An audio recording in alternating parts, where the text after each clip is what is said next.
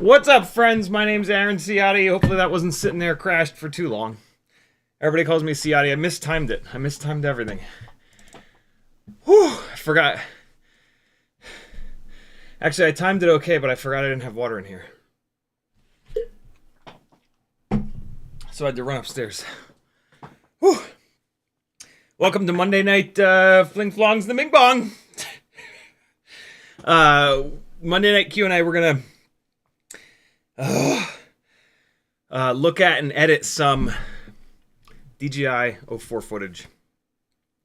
What you were just watching is some from the 1.6 inch rig that's 20 grams lighter than the 2-inch build. We've been talking a lot about these two guys versus one another, and I've figured out like the props that I like on this, and so I did 4 batteries on this today, 4 batteries on this, to really kind of dial in. I want to try not to leave these both together. I want to take one of these apart and just have one, and so I'm trying to pick.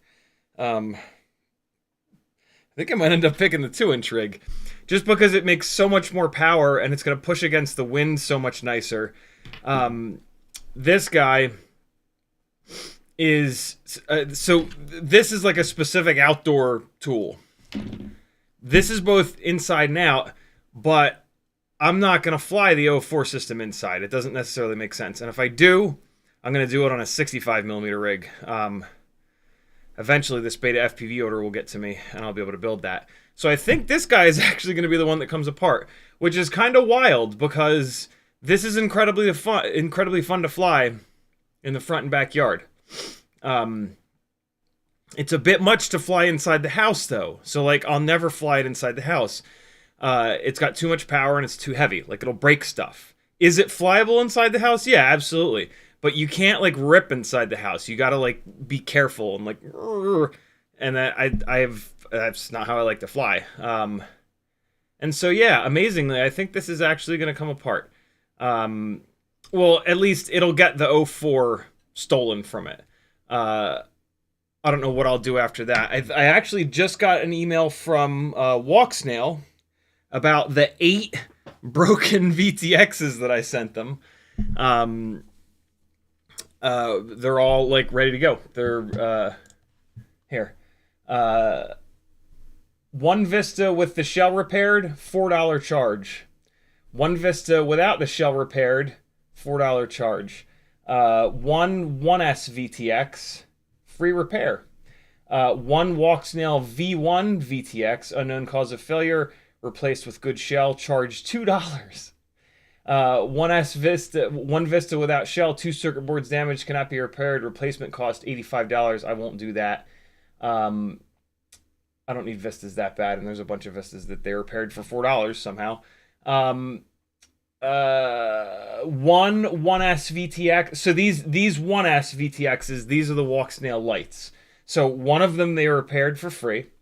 This one here, 1S VTX, electronics component fell off and the pads fell off, cannot be repaired. Replacement cost $45. Okay. Oh, this is kind of important here. That first VTX that they did the free repair from, for, I bet you that's the one that the RX and the TX stopped working. These next 3, numbers 2, 3, and 4, 1S VTXs, that one there, electronic components fell off and the pads fell off. That's probably crash damage. That one probably broke from crash damage. The next one, 1S VTX, main control cracked, cannot be repaired, replacement cost $45. That's another crash damaged Walksnail light. I'm okay with that, right? That means, like, I bashed it into something really hard, too hard for that VTX to survive, that PCB to survive. Walksnail is using the same thickness. If the 04, if I slammed it that same amount of hardness with the same canopy, we're going to talk about that in a second, it would probably break as well. So that's 2 of those Walksnail lights that I bet you broke from just straight up crash damage and using the wrong canopy. The old school Mobula 6 canopy. Again, we'll talk more about that in a second. And then the last one, 1X VTX, main board burned, power chip burned. That's my fault. Replacement cost $45. That's the one, that's the V1 that I fed more voltage to than it could handle. I assumed that it was a V3. I forgot that the V1 Walksnail Lite VTX, you could only feed it 5 volt, I think it is. You couldn't feed it more than 5 volt. The V3 for sure, maybe even the V2, you can feed it full 2S voltage and it's fine. So that's interesting. Let's talk about the canopies. A lot of people are having 04 Lite. A lot of people are breaking 04 Lite VTXs. What I keep seeing is that they're using typically TPU canopies. And with a TPU canopy, when you crash inverted, there's not a whole lot of protection, right? It's going to push, right? The force is going to push the camera. It's going to squish the TPU, and the camera is going to smack into the board. And it looks like using... And so it really matters what canopy you use. The canopy needs to be strong, which the old school Mobula 6 canopy is, but what I bet you is happening is that the camera is smacking into the board. The old school Mobula 6 canopy, the camera sits pretty low in the canopy.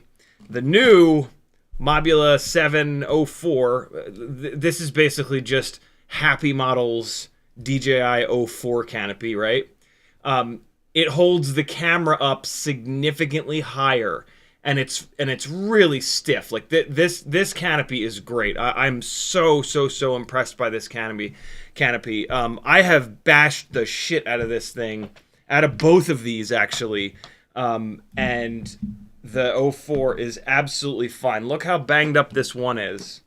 Look how banged up the top of this canopy is. Like, I'm crashing this thing hard, like 4 or 5 batteries a day, every day for the last like week and a half, 2 weeks. In the grand scheme of things, that's not a ton of batteries. I like stuff to last months, but still, like, I've crashed the shit out of this thing, and it is fine. This one's starting to get a little bit beat up here too, but not nearly as bad. So, on one hand, we could say that with how many broken 04 Lite VTXs that we're seeing, maybe they're actually not any more durable than the Walksnail Lite system. I don't know. One of those 4 Walksnail Lites that I sent in, one of them at total random, the RX and TX, just shit the bed on. I thought that the other 2, I thought that they just died. I didn't realize that components fell off and the main control was cracked. Those 2 are a total question mark. The 4th one, again, it was totally my fault. But so those 2 are the question mark. Like, I have a hard time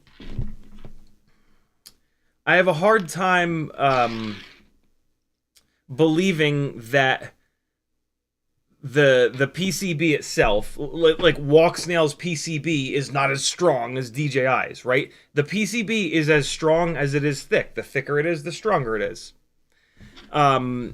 So yeah, I don't know. One of the main things that turned me off so much to the Walksnail Lite setup was that it seemed like it was kind of fragile. I went through these 4 VTXs within a few months.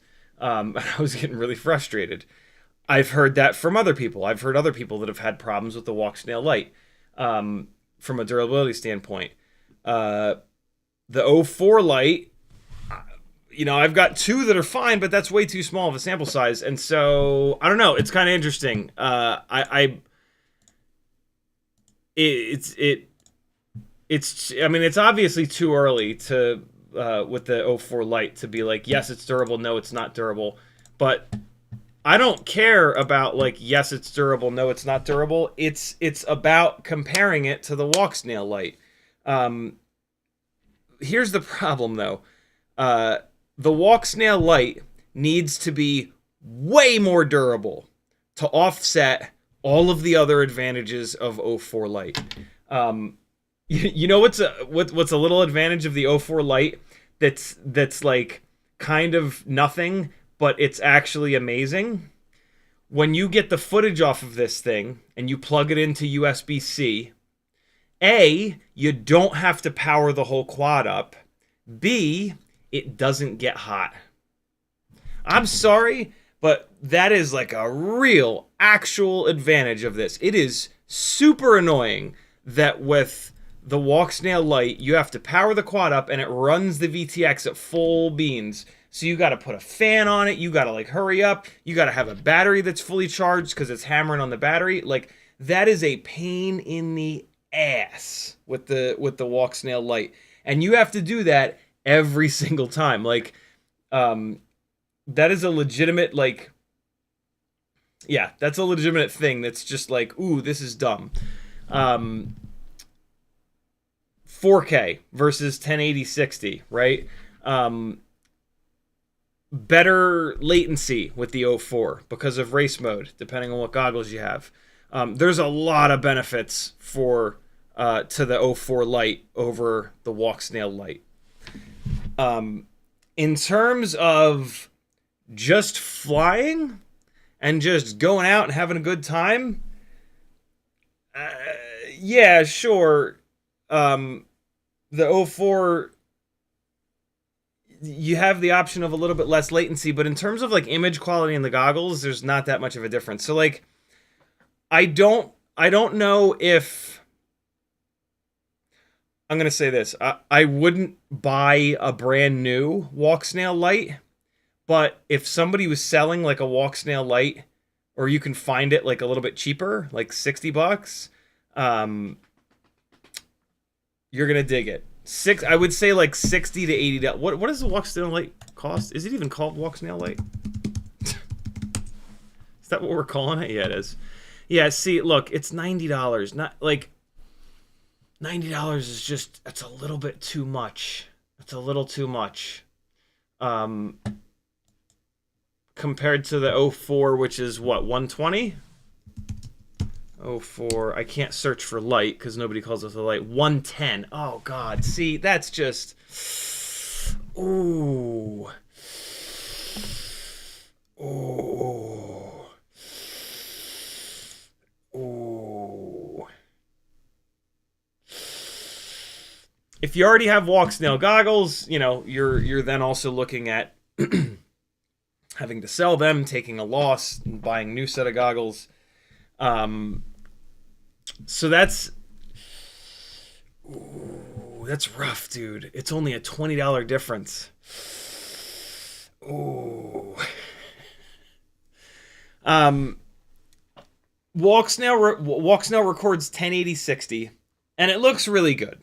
The HD RC drift car edits that are here on my channel, they look great. I don't think a single one of you, when you watch those edits, were like, oh god, this image quality looks terrible. It's a little fucking tiny whoop, like an inch away from a 2-inch tall RC drift car. Like, the fact that we can get any video of that is insane, right? These tiny little video systems, in my opinion, it's much less about the quality and much more about the fact that they exist and how light they are. Like, you shouldn't be flying these things like a 5-inch rig. You should be flying them like a tiny whoop. And if you fly them like a tiny whoop, you're going to be like 3 millimeters away from something, and nobody's going to give a shit what the image quality looks like as long as it's not analog. You know what I mean? Like, you should be flying these things in a way that is in the same way that we fly 5-inch rigs, right? Like, when we fly 5-inch rigs, we haul ass. We fire them up over a building. We do all this stuff that's like completely insane, and the viewer is like, wow, that's completely insane. And like, yeah, sure, they notice the image quality, but same kind of deal. Like, you show somebody analog 5-inch footage, and they're gonna be like, what is this rabbit ears Mickey Mouse shit? You put HD on them, and it's just like the quality of the image disappears, right? What you're showing is like the insanity of being able to do something that we've never been able to do before, right? What was it previously? Helicopters? You can't take a helicopter into the parking lot of into a business park parking lot and do front flips. And so with these little bastards, you should be doing the same thing, right? The reason to fly something small is to fly it small. And if you fly this small, you're going to be going under your monitor, between the monitor and the speaker, and it's going to be like, whoa, what? How the hell? How did a camera just go do that, right? You're gonna fly through the middle of your coffee table, and analog footage is actually somewhat acceptable in that setting, because our brain is like, well, yeah, of course, it's this big, so the image quality is not going to be amazing. As soon as we get 720 or 1080, it's like, oh my god, and I think that. Yeah, the quality of the footage matters a lot less. It's cool to have the extra quality, but you know what I'm saying? Does that make sense? Am I making any sense to anyone? So yeah, if you can get the Walksnail Lite, the Walksnail Avatar Lite, for like max, I would say $80. Realistically, I'd be looking to try to get them for like $60. I think that's a good deal. And I think that makes sense, and you're going to be happy flying it. The latency is low enough. The image quality in the goggles is great. But boy, oh boy, for an extra $20 over what it costs new to be able to get all the advantages of the 04 Lite, that's brutal. That's pretty brutal. Walksnail will come out with something else. This isn't a conversation of like, oh, Walksnail's in trouble. I hope they die because it makes good ratings. This is just me kind of thinking through this stuff and giving you a bit of stream of consciousness, if I'm honest. So yeah, tonight we're gonna charge through some footage. I've got a Patreon specific edit done. Actually, so I flew four batteries today, and I had a lightning bolt hit my brain, and I realized that something kind of cool, and it turned out to be pretty cool. So when you put these things in 100 frame per second 1080 mode so that you can get the lowest latency to fly the hardest possible freestyle you can, you've now got 100 frames a second. And then so if you're going to take that and run it at 100% speed and then put it into a 30 frame per second or even a 60 frame per second edit, you lose a bunch of those frames, right? Like every 5 frames or something, it takes a frame out because you've got 100 and then you have to compress that down to 60. Yes, you can just slow it down, but to leave it at 100% speed, you lose frames. And what that gives you is like, and it gives you like this kind of jerkiness to the footage. Easy solution is to fly these things in 4K 60 frames a second. But then you get significantly higher latency. It's not that bad. It's totally flyable. But what I've been noticing lately is that, and we were talking about this on my Discord a little bit earlier, which is linked over on CiottiFPV.com. What I'm realizing is that when I'm in 60 frames 4K, I am having a hard time with consistency when I fly these things freestyle. And where it really shows up is when I'm dropping elevation down at 0 throttle, and then I try to blast the throttle at the last second to just have it slam on the ground, which I just think looks so cool. And I'm having a real issue with inconsistency when I'm doing that, where I'm giving it too much throttle and it's bouncing up, or I'm hitting the ground. One of the problems could absolutely be that I keep switching back and forth between these two. And maybe if I flew 100 batteries in a row on this, I would really dial in. But I don't usually have this much of an issue with this. And I fly a lot of stuff. I fly like the analog 2S rigs, the 0802 one, then the 1002 one, then over to like analog stuff. Like I feel like I'm having more of a problem with these two than I do with kind of anything else. Most of the other stuff that I fly is on analog, very low latency, but consistent latency. That's what I think might be going on here. I have a funny feeling that the latency is moving around on these, and that's what's kind of screwing me. So like I come down right in front of the front door to do it versus it happens like up the street a little bit, and like I have a weird feeling that when I'm up the street a little bit, I'm getting 40 milliseconds of latency, but when I'm right in front of the door, I'm getting the lowest latency, whatever, 22 or 24, whatever the hell it is.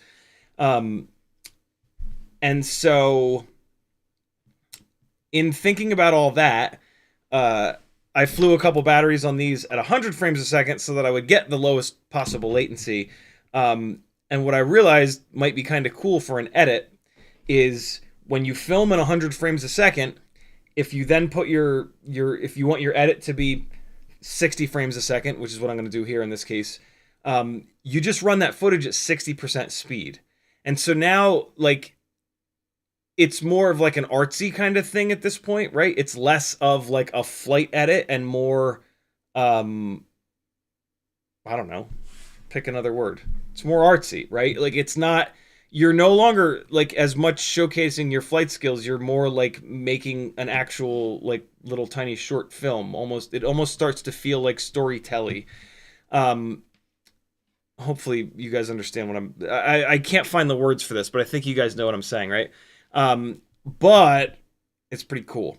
And I did this little edit that's going to be a Patreon specific edit, which is like almost all the way through at 60 frames a second. I'm going to redo this edit and take a large amount of that out and put it ended up just being like one battery. It was one song. And when you slow shit down, when you slow flight footage, you take 2 minutes of flight footage, slow it down to 60% speed, and now it's the length of an entire song. So it's like one battery. I've got 3 more batteries of flying from this thing that I would like to put into this edit. I'm doing the same thing that I did last week with the Module 704 edit, showing how the Module 704 flies with this 45mm frame prop combo. I want to do the same thing for the 2-inch rig and for the 1.6-inch rig, so that you guys will have 3 separate edits with all 3 different prop sizes, and you can watch each one and hopefully see sort of like the dynamics, the float, the speed, all that stuff, to make up your mind as to which size that you want to go with. It's honestly, though, it's pretty simple. The 2-inch build is the best for pushing against the wind. The 1.6-inch build is the best for just shooting tiny little gaps and or flying inside and outside. And then the 45mm setup is sort of somewhere in between. The 45mm setup, like, it's even worse inside, though. You could argue that the 45mm setup really doesn't belong inside, especially with how quickly I destroyed that set of motors, bouncing it off the walls, flying it inside, the motors that it came with. And so you could kind of say that the 45mm setup, which is the stock Module 704, is the king of like outside, but small flying outside, weaving in and out of bushes, like flying really tight and technical outside, but not getting hammered with wind. Getting hammered with wind, this 2-inch setup is absolutely the best. It's heavier. It's got way more power. These Happy Model 1103 11,000 kV motors on 2S are awesome. These GemFan 2023S props are awesome. This has been really impressing me. So yeah, the edit that I have done that we're going to look at a little bit in a little bit here is this guy. But at the beginning of the live stream, I was playing footage from this 1.6, which is really cool. The float that this thing has is I really do like it. It's got great power to weight ratio, and so like if you go full throttle, you can like get from the bottom to the top of like an 80-foot tall tree pretty quick. This does not feel like an old school tiny whoop where like, oh, I want to do a power loop. Ugh, okay, and it's on the ground already. Like it's not that, like it's not the forward, back, left, and right kind of flying experience. It's fully 3-dimensional. It's got throw. It's got everything that you want from like a 3-dimensional kind of build. But when the wind blows on it, it stops. Like when you're flying into the wind, you start looking like damn near straight down just to push against the wind. Whereas this guy being 20 grams heavier, it's just always going to be able to handle that better with, again, bigger motors, much more power. So I think it's fairly straightforward which one of these you go with. But it'll be cool to have these 3 edits. And I don't do much video editing because I drove it into the ground many moons ago. Like in my 20s, I did way too much video editing of motorsport stuff, and autocross and just general like Mustang Cobra and Miata videos and edits and shit. And I burned it out really bad in the early days of FPV for me. Then in my like late 30s, I did a lot of editing and I burned it out again. And so when it comes to like me editing actual flight footage, I just don't do it very often because I'm just burned out on it, like in my life. And so I don't really like to do it. I don't like doing it. But every once in a while, I kind of like get the bug and I'll jump into it and do a little bit of it. And right now, I'm kind of into it. So I'm going with it. When like everyone, like, I try like once a month to just like open up a Premiere project and just like start poking around. And if I start to like get frustrated and just not enjoy myself, I'll just stop. I'll be like, nope, I'll come back to it next month. We'll see. Right now, with that edit from a week ago, it was a quick edit, and it was just like there were only like 4 or 5 cuts, but I had a good time doing it. And so, and when that happens, I'm like, all right, let me just whatever's going on in my brain right now, I'm not hating doing this. And so it's like, okay, let me do it as much as I can right now until I hate it again, and then I'll take another month or 2 off. Sometimes I end up taking 6 months off. I can't remember the last time I put an edit up prior to last week. It was probably somewhere close to like 4 or 5 or 6 months. But yeah, that's just sort of what it is to have burnout. I am gonna get caught up on chat, guys, but I go from the well, let's just dive in. Spaceman Spiff was first in the chat. Curtis Hayes, Frank Nicholas, Craig, Matthew Wegner, Brian Kirk, Mike K, Morton Upshot, Juiced, Brian Kirk, Flurk on the Blurk. Flurk and Blurk, thank you for the super chat. I'm going to read that in 1 second. Curtis Hayes, Frank Nicholas, capital C, Stick Flick, 70, Scotty Scott, BMF Spade, McMucus, Mr. Meaty. Mr. Meaty. Morton Upshot, capital C again, Every Day with Bruno, Brandon's Baked Beans, Curtis Hayes, Brian Kirk, Frank Nicholas again, Morton Upshot, Mike K, 70, Hockey Rounds, Denzel the Terrible, Perside, Yamasaur, Skull, Doubles FPV, capital C. All right, I'm going to leave it there. That's everybody up until 10:08. If you want me to say your name, either tag me or get your ass in here early. Type CiottiFPV in your chat message. It'll light up an orange for me. I'll read your comment, your chat post or whatever.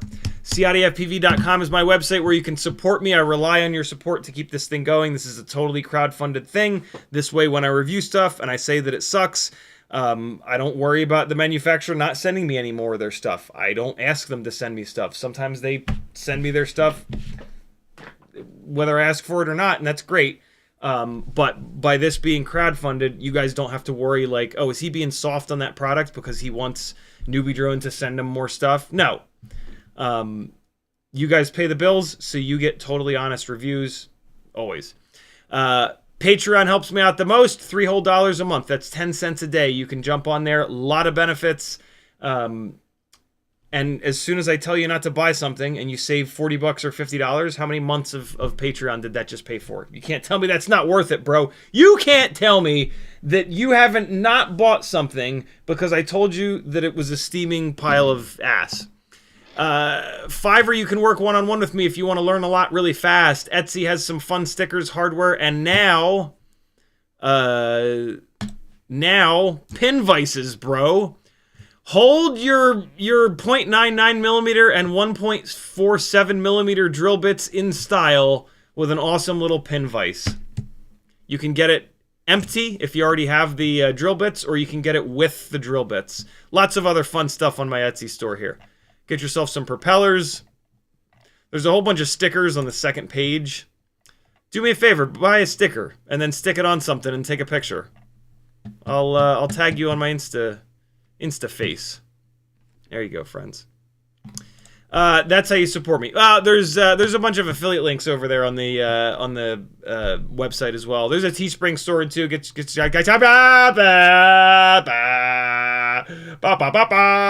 I watched a terrible movie last night. It wasn't terrible. It just frustrated me beyond the bounds of rational thought. Leave the World Behind on Netflix. Leave the World Behind on Netflix. Don't watch it unless you want to be frustrated. If you want to be frustrated, watch it. You'll see. It's about like the world ending, but like the dialogue is just dumb. Like the script writing is just dumb, and like the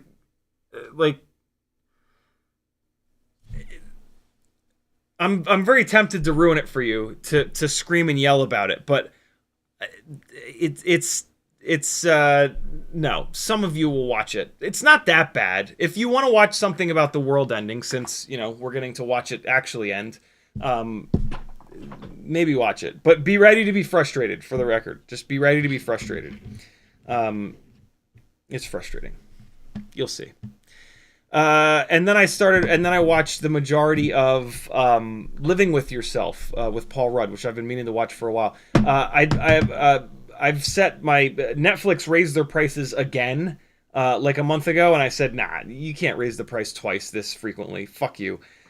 So I canceled it, and it runs out at the end of this month, which is perfect because somebody told me there was something really good on Apple TV, and so I took this as a chance to, you know, give that to Netflix and cancel. I'll be back, but I'll take a little break, and then I'll turn on Apple TV and then watch everything on Apple TV. So I'm trying to watch a bunch of stuff on Netflix before I lose it for a couple of months here. Really, really good. The Living with Yourself is super cool. I have 2 episodes left. I'm looking forward to watching them tonight. All right. So, in the chat, Flurk and the Blurk, thank you so much for the $5 super chat, my friends. It's beautiful people like you and everybody hanging that allowed me to do this full time, and that's pretty rad. Can you recommend a 5-in-1 for 40,000 kV stick build? Stick build? What's a stick build? Maybe I cooked it, but I spent weeks trying to get my Diamond F4 to pair to no avail. You're very lucky that the Diamond F4 wouldn't pair, because if you had got it, I'm assuming you meant to say bind. If you had gotten it bound, it's the worst AIO of all time. You cannot like run it on motors that are north of 19,000 kV because there's so much electrical noise. It's just a terrible AIO. So throw that thing in the river. It's more problem than it's worth. The two best AIOs at the moment, and this is an easy decision. Over on Weebleed.com, they have the Happy Model 2G4, G like George, and it's $75. That is the most durable, just no-nonsense, awesome AIO that we've got. $75 is a little bit expensive, but it's worth it because it's a known quantity. A ton of us have pounded the hell out of them for hundreds of batteries, if not thousands of batteries, and they just keep going forever. For $40, Beta FPV has the Matrix 5-in-1 AIO that's fairly new. It seems like it's pretty durable. It weighs the same as the 2G4 because it's a nice thick PCB, which I think is the main reason that the 2G4 and that are very durable. But it hasn't been out for very long, so we don't know. After 100 batteries, they might all start exploding. I don't think so. I think it'll be plenty durable, but it's just kind of early days. So for $40, you're taking a little bit of a chance. For $75, it's a total known quantity. You can't go wrong with either one. Those are the two ones that you want, the end. There are lots of other AIOs available, and they've all got weird nonsense issues. UFLs ripping off, boards tacoing in half. One of the really cool things about Tiny Whoops is that you can build them nowadays to be stupidly durable. And flying inside your house is really difficult. And so you're going to crash a lot. And so having durability high on the list of priorities for a Tiny Whoop, in my opinion, is super important. And it's a big part of where the incredible fun of Tiny Whooping is. When Tiny Whoops are not durable, it's super annoying because they're already fiddly and small and stupid, and you kind of hate working on them. And then, and so if you have to work on them all the time, it's dumb. But also, if they're not durable, you're not going to crash them hard, and you're not going to be able to do really fun stuff in the house. The only way to put enough batteries in and push yourself beyond your limits, a little bit beyond your limits enough, to be able to learn to do power loops through a gate this big hanging from your 8-foot ceiling, is to be able to crash the damn thing 1,000 times in a row. And I'm not even exaggerating, 1,000 times. I will crash a Tiny Whoop 10 to 20 times per battery. And so all I have to do is fly 100 batteries, which is easy, to get 1,000 crashes. And I will, the way that these 65 mil rigs are built, like with a 2G4 or maybe a Matrix, Cockroach V3 frame, 0702 motors, Mobula 6 old school canopy, the Beta FPV G-string banana hammock canopy seems to be okay. The Happy Model banana hammock canopy seems to be okay as well. That setup of parts on a Tiny Whoop, you can literally put 1,000 crashes through it and it'll be fine. And like eventually, yes, you'll bend a motor shaft, especially when you get better and start crashing harder. But like it's wild, and having that durability.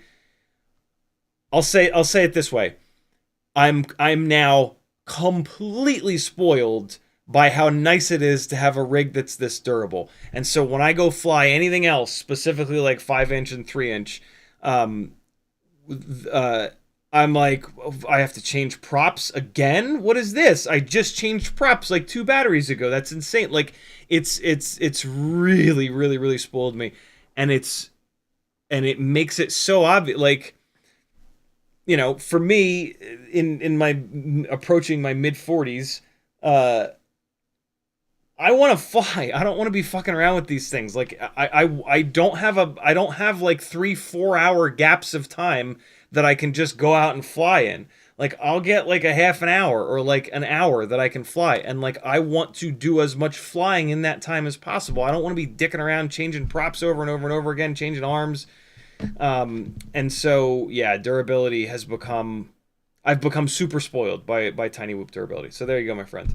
The diamond board will not be durable. That's the other thing that the diamond boards are notorious for, is you just like, you like it's sitting on the desk and you go like, and it never works again.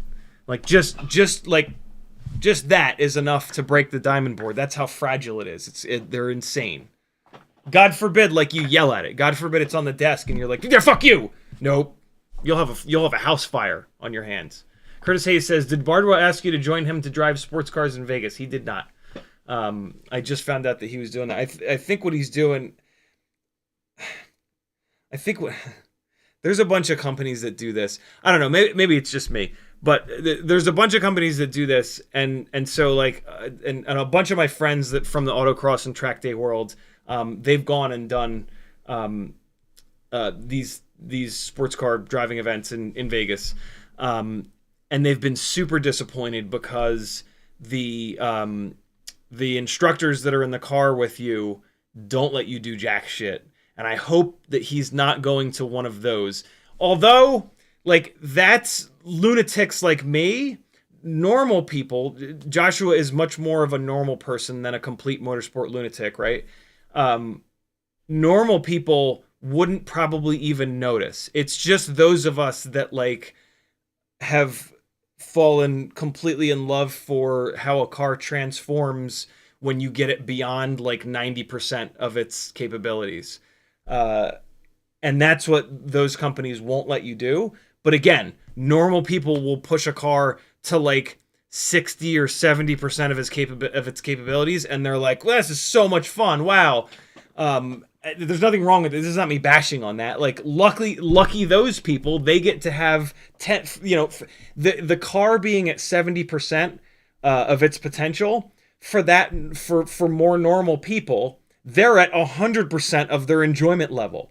It's us idiots that stay into motorsports for so long that, like, we're at like 40% of our happiness level when the car is at 70%. When we get it to 80%, we're at like 50% of our enjoyment level. When we get it to 90, we're at like 70 maybe. When we get it to 99%, then we finally hit the 100% enjoyment level. You know what I'm saying? And so he'll probably have an amazing time. But yeah, I have not had anybody in my little crazy world go to one of those events and be like, and be satisfied at all. Which, I mean, like, you can't blame these companies one little bit, right? They cannot let people that they don't know who I am, right? They cannot let me get in a car and go absolutely bananas. If I was an instructor in one of those cars, I absolutely wouldn't let anybody go even close to the limit of the car, especially because they're exotics, right? And so it's one of those kind of things where it's like, you know, this is why sims are great because in the sim I can take an Aston Martin Valkyrie and absolutely cane the shit out of it, something that I'll pretty much never be able to do in the real world, right? With almost any exotics. Although I did get to drive a couple exotics as an instructor way back when, and it's cool. It's not as cool as you'd think, oddly enough. Like a really well built Miata or Evo or a really well built autocross or track day car that's got maybe 50 or 60 grand in it is like 99% as fun as any of these exotics. It's kind of insane. It's really ridiculous. Like, you would think that exotics were this like magical, mystical thing, but some of them are, but those are like the unattainable ones typically. Morton Upshot says that footage is totally washed out. CiottiFPV, you got too used to flying in cloud cover. Yeah, I am having a little bit of a hard time nailing the exposure on the 04 Lite camera system, which makes sense. It's not the big sensor of the 04 Pro. Any small sensor, this is the best of the small sensors I've ever seen, but any small sensors, let's say, I'll put it this way. If a medium format camera, like a Red or an ARRI, many thousands of dollars of camera, if they have this much dynamic range, they can capture the brightest brights and the darkest darks. If you go down to a GoPro, you have this much dynamic range. If you go down to a tiny little sensor like these, you have this much dynamic range. And so all up here is like the sky, and like all down here is like the shadows. And so these tiny little sensors, no matter what, they're never going to have a massive dynamic range. And so, and what I think is happening here is that the image quality is so good from these things that you really notice it. Analog cameras don't have any better of a dynamic range, but they look like such shit that you don't even notice that the sky's all blown out, because the sky's doing this and the pixels are moving all over the place, right? Like, as the image quality gets better, we become much more sensitive to losing highlights and losing shadows. The other thing that I keep screwing up is well, it's not me screwing up, is that I'm manually I'm setting these things to manual, and I'm doing that on purpose right now. Eventually I might start running them in automatic, because manually locking down your shutter speed and your ISO in the world of FPV is brutal. We go from bright brights to dark darks. We make it really, really, really hard on the cameras. And so that's why that's happening. That's one of the main reasons that that's happening. But I'm also, I'm setting the exposure when it's sitting on the front porch. And when it's sitting on the front porch, it's looking up at the bottoms of trees. And there's a little bit of the sky in the background, but the sun is like all the way over here. I need to turn it towards the sun a little bit. But see, the problem is, if I expose for the sun and it doesn't look washed out, then the ground is going to be too dark. And so the main issue is that I'm locking the shutter, and I'm just asking too much of a small sensor. I'm asking for it to properly expose the bright ass sky and then all the shadows down under the trees, and that's just not the best thing to do. But I'm leaving it set to manual right now because I'm learning this. I'm trying to learn what the dynamic range is of this camera, so that when I set it to automatic, I'll be able to bracket the automatic properly. And like, I want to see, like, the main thing that you want to bracket is the ISO. You don't want to let the ISO go too high. And it looks like I can let the ISO go all the way up to 800 before it starts to get noisy. But the other thing that I'm kind of playing around with is the frame rate and the shutter speed, and how do I prevent the video from getting too choppy. So yeah, that's sort of why that's happening. Everyday with Bruno says 1.8 inch analog, most user /beginner/durable AIO. Motor, if you want to say your favorite cam too, that would be great. 1.8 inch. What's that? 45 millimeter? I don't have enough to go off of, Bruno. So that's yeah, I need more to go off of. I need to know 1S or 2S. I need to know where you're going to be flying it, that kind of stuff. I definitely don't suggest 1S, but 2S you're not going to be able to do yet because there are no frames that'll take a 2S battery. So that's kind of tough. You should go to 1.6 inch is be my main recommendation. Morton Upshot says, perfect timing. Denzel the Turtle says, good evening. Perside says, what do you think is the ideal KV for 1204 3-inch 3S? Maybe 8,000, but I don't fly rigs like that, so I'm not the guy to ask. Go over to Quad66's channel. QUAD, the number 6, the number 6. He flies rigs like that. Yamasaur says, how much does the 45mm Mobula 7 weigh compared to the V3? I don't remember, but I did a live stream with that 45mm Mob 7, and it should be in there. I don't have both of them together right now. Oh, well, here's what I can do for you.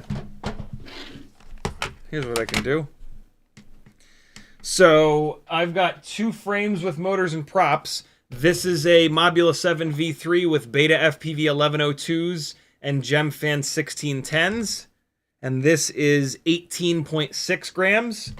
This is the Mobula 804 45mm prop setup frame with Beta FPV 1102s.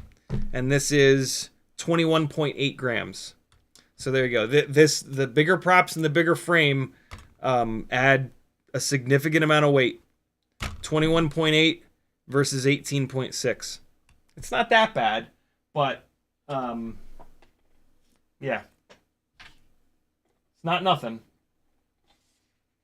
That's for sure. If you want to fly inside, it's the Mobula 7 V3 frame, I think. And the 1.6 inch props. The 45mm props, there's just not enough options. There's only that one frame. You can't even get that one frame yet. God knows when you'll be able to get it. If you'll be able to get it as a replacement frame, right? Morton Upshot says, get the $45 replacement. Is it replaced with a V3? I'm sure it is. I'm sure somebody would buy it on Etsy. Yeah, for sure. A bunch of those are going to be going up on Etsy. Juice says, are you going to do a lens mod to the 04 Lite camera? Absolutely not. Seen a few videos and it looks interesting. Yeah, no, I value durability over most other things, and doing a lens mod like that it's never going to be durable again. Thrash FPV says, if you've seen any 3D print canopies that would hold a RunCam Nano 4. I don't know. I don't even know what a RunCam Nano 4 is, but just search Thingiverse and search Yegi for RunCam Nano 4, and that'll dig and maybe find something for you. Cheetonian says, unfortunately, the Happy Model 04 canopy is the only one you can't buy anywhere yet. Yeah, I know. I feel so bad coming on here every live stream being like, oh, this canopy is so great, guys. Oh, man, this canopy is so great. Boy, does it suck that you can't get it. But, like, when they do come out, for God's sake, get this canopy. It's awesome.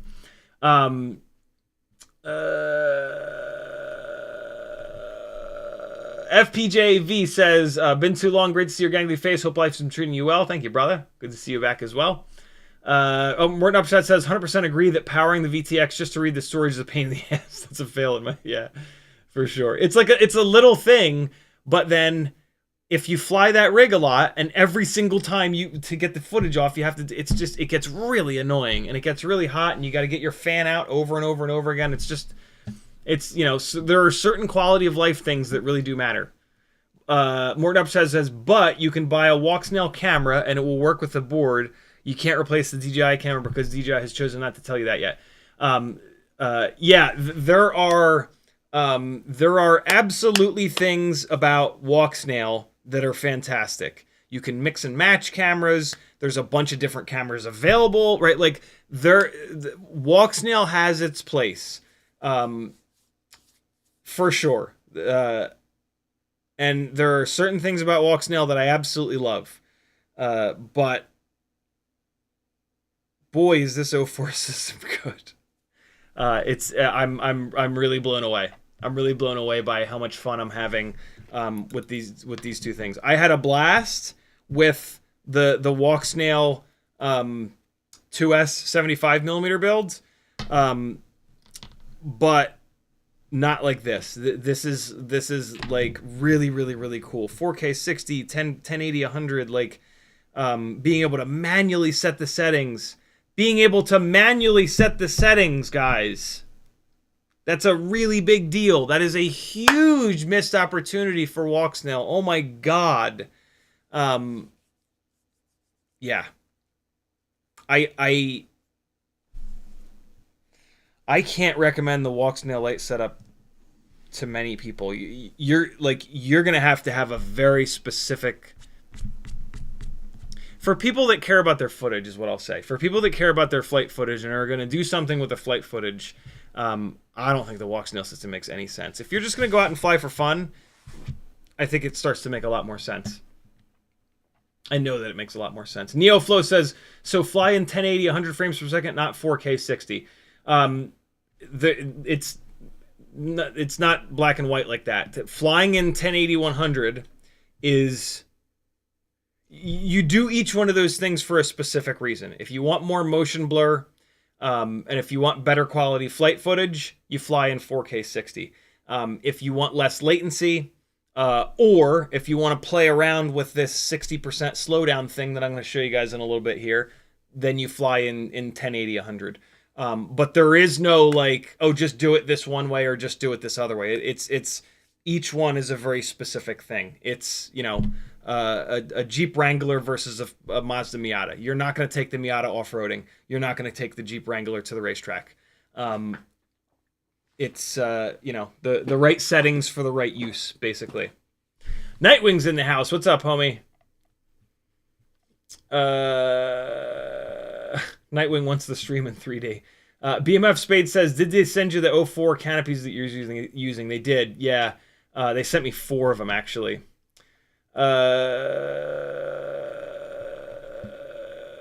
So the two builds, the intro of, I think I already covered this, but just in case I haven't, because I am super far behind on chat and I don't remember what I did and didn't cover.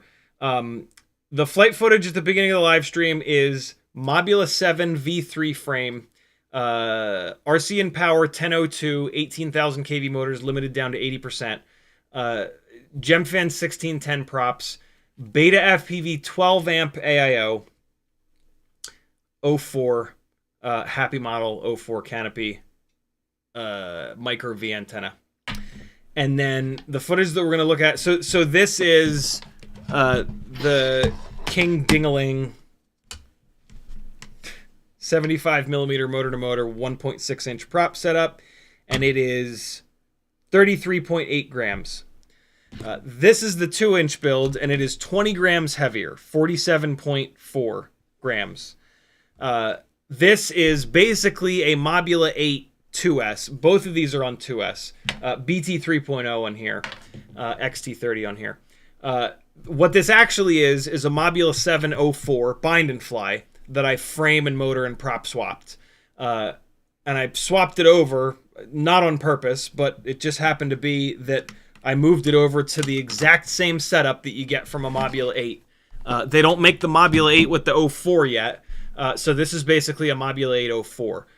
It's the Happy Model 2-inch frame, Happy Model 1102, 11,000 kV, I'm sorry, 1103, that's important, 11,000 kV motors, Gemfan 2023S props, and then the Happy Model 2S AIO, I forget which one it is, but it's the one that comes with the Mobula 8, and then the 04 system and a micro V. Let me show you this cool little edit that I did with this. I'm going to get copyright dinged, but that's okay. Well, actually, no. I'll play it without the music because it's more about like seeing how cool the flight footage sort of looks. Where's the mute button? There it is. Just kind of seeing what the flight footage looks like when it's slowed down to 60%. Like, it's just, It's cool. It's got like a real sort of, I don't know, almost ethereal look to it. Uh, but like it's not proper. And now watch, here comes a snap to 100 frames. There's 100. Look at that power. This is the 2-inch rig. Look at this power. Ready? Oh, no. That's not what I wanted. That's what I wanted. Look at this thing rip up the side of the building. Ready? And 100% speed, full throttle. Whop! Look at that. 2-inch rigs got power. The 1103s are a gnarly motor. Especially on these tri-blades, on these 2023 tri-blades. We're back now into 60% speed, by the way. And so, yeah, this is kind of cool. This is, again, this is going to be available over on the Patreon in the next couple of days. This edit is going to get changed quite a bit. This was just me. Like, when I start to do an edit, I'll, if I have, like one clip that's kind of fun, which is what we're looking at right now. This is one big, long clip. If I have one clip that's kind of fun, but it's not, like, totally my favorite, I'll do this, and I'll do, like, a Patreon-specific, like, slightly different edit, and just, like, chop it up a little bit and throw that up on Patreon for those folks to have, like, a little bit more sort of flight footage to hopefully make, you know, them choosing this, whatever. More flight footage for those people. You can see now I'm up on top of the trees, and everything is super washed out, right? It's bright up here. The sunlight hits the top of all these trees, and so they're really bright. But when I drop down here below the trees in a second, right? Now we're kind of exposed properly. Hell, it's even a little dark down here, right? This is the same exposure, but we're just down in the shadows now.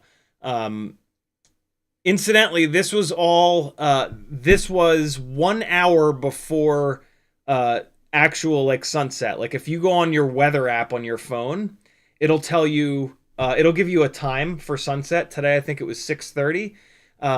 That footage from a second ago was 1 hour before sunset. This right here is 10 minutes before sunset.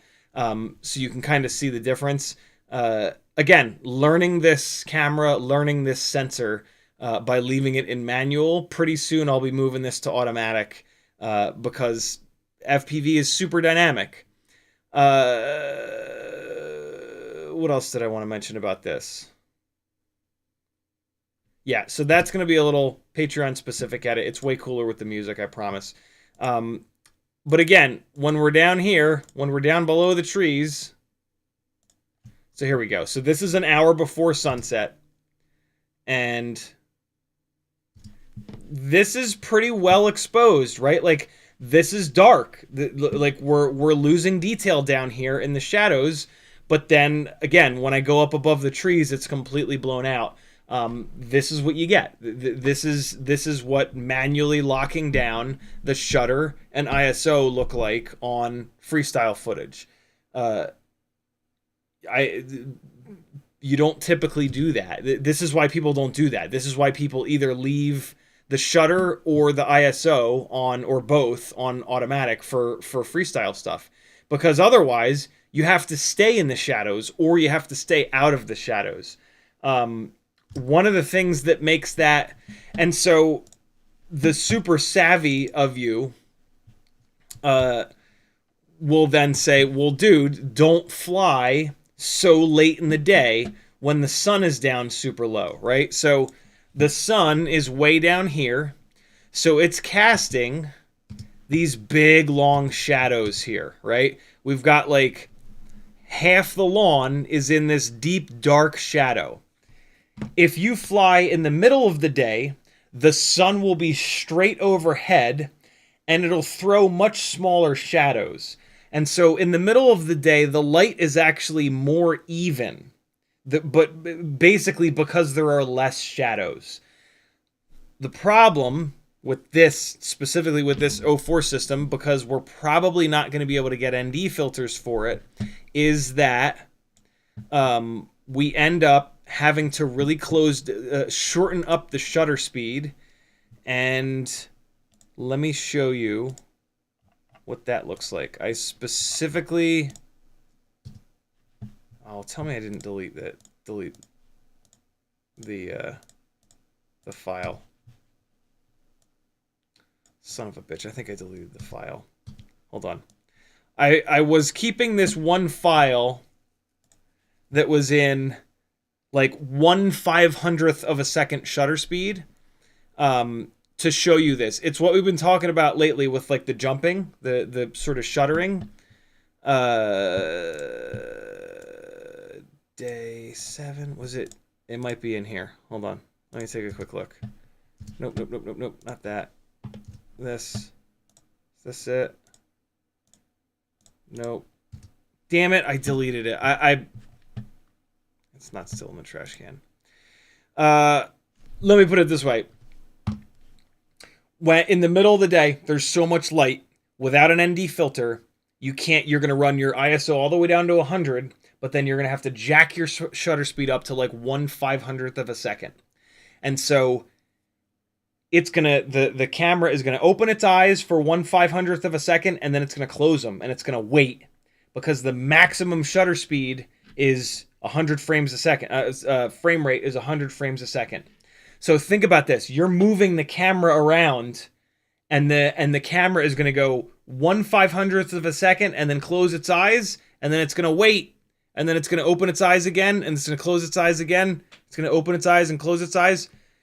And when you're moving like we do with freestyle, the car that's in frame is going to be here, and then it's going to be all the way over here, and then it's going to be gone. And so it gives you this, like, it looks like one of those little flip books. It looks like one of the little stick figure flip book things, you know? Right? Where you draw the little stick figure here, and then there, and then there, and then there. It just bang, bang, bang. It just, everything jumps and shutters, and it looks awful. This is why, when you choose 30 frames a second, the rule is that the slowest shutter speed you want to do is 1/60th of a second. You can also do 1/30th of a second, but you don't want to go beyond 1/60th of a second, because then it starts to get too choppy. With fast motion, if you drop a camera on a tripod, it doesn't matter, because nothing's really moving in the frame. You don't really notice it. But for what we do, it's super noticeable. And so, yeah, these... getting good footage out of these little guys it's a bit of a challenge, especially not using automatic mode. Even in automatic mode, there are going to be some challenges, because in automatic, it's going to want to crank that shutter speed up. I think I have to play with the automatic mode to see how it's going to react, to see how quickly it moves the shutter speed versus how quickly it moves the ISO, because I think you can bracket one. I think you can lock one, but not the other. I might be wrong about that. Oh, no, you know what it is? So you can bracket the ISO. When you go into automatic mode on the 04, the shutter speed is what it is. The ISO, you can limit it, not bracket it. You can limit it.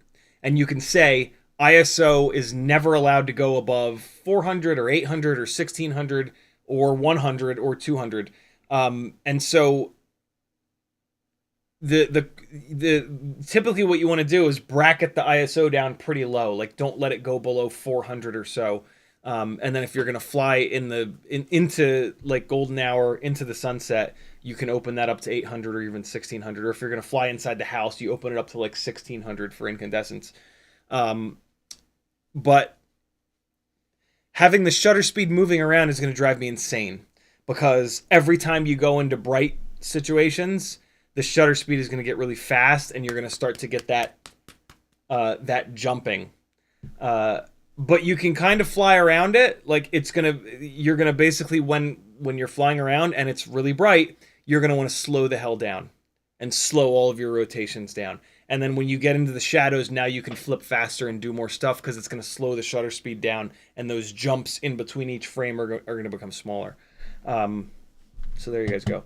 This is, I know this might seem like I'm on a massive tangent right now, but The whole point of tonight's live stream is editing '04 footage and having these exact conversations. Because editing '04 footage, as in, how do I make my '04 footage look good, right? Like somebody that's clicking on this live stream cares about making the footage out of the '04 look good, and like you can't fix this shit in the edit. This is baked in. You have to really good flight edits have footage that was really properly recorded, in the right frame rate, at the right shutter speed, with ISO that's not going so high that it's getting super noisy, and then the editing comes in. But not a lot of this stuff you can really fix all that much. FPJV says, ooh, feeling that burnout when it comes to video editing. Broadcast hurts. Yeah, I can't imagine. YouTube just did the thing and scrolled me to the bottom, scrolling back up to find my place. I gotta get caught up here. Nightwing tagged me. He says, check your chat. I wonder which of his comments he's referring to.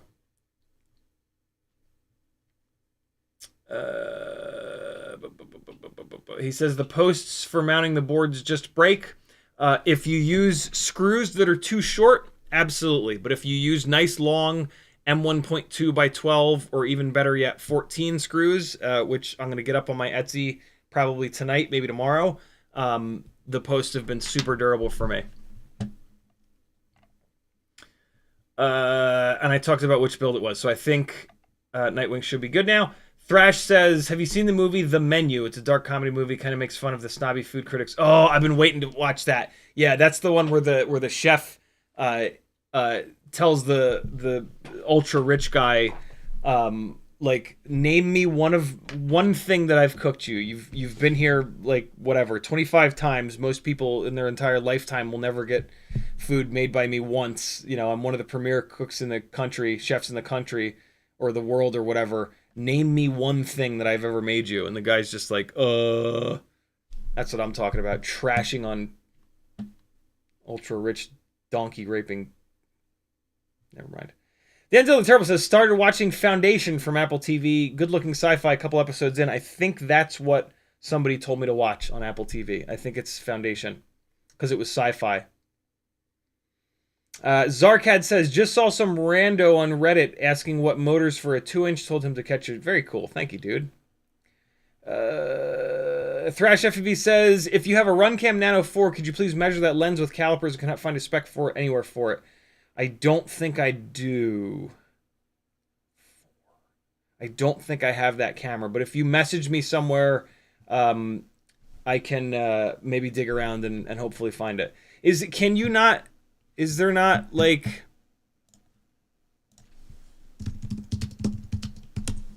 usually, like, on the product pages, they'll have measurements for stuff. There you go.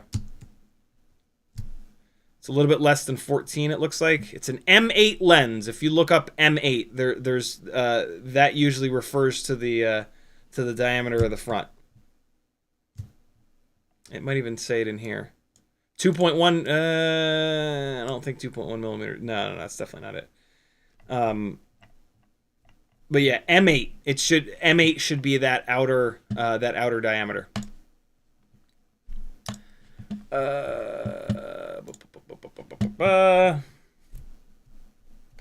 PJ says, I love the 2G4s and all my whoops. You and me both. Martin Tanley says, what was the consensus on the best 2-inch prop? Missed last stream. Were there some notables? You got to watch the stream. It's not a best. There's just different. There's a best for this exact setup. So if you have this exact setup, I like these 2023Ss. But yeah, different props for different RPMs and different amounts of stator volume, basically. And different builds, too, to be honest. We talk about that on that stream. Wit says, do you have a link to a list of tools you use for the Whoop builds? I'm a noob. Thanks. Yep, down below in the description. Nightwing FPV says, you're missing gold in this chat. Where's the gold at? Where's the gold? Tell me. Nightwing says, how long have you been flying? A little over 8 years now. Flurk in the Blurk with another $5 super chat. Thank you, brother. He says, thanks for unknowingly taking me out of a no prop guard talking me out of a no prop guard tiny to save grams. Yeah, you're welcome, dude. The the the non prop guarded small builds seem like a great idea until you start flying them for real and actually crashing them and taking the walk of shame over and over and over and over and over again because they don't have enough power to push an blade of grass out of the way. If you don't crash much, then yeah, okay. But you should crash more if you don't crash much. It's super fun. It's one of the coolest things about FPV is that you can crash like crazy and you don't die or get injured because you're not inside of a car or airplane or something. Scott Harper says, I've found the joys of driving a slow car fast. LOL, hell yeah, man. Martin Tanley says, does the E6000 go across the camera connection on the 04 Lite? Is that the only spot?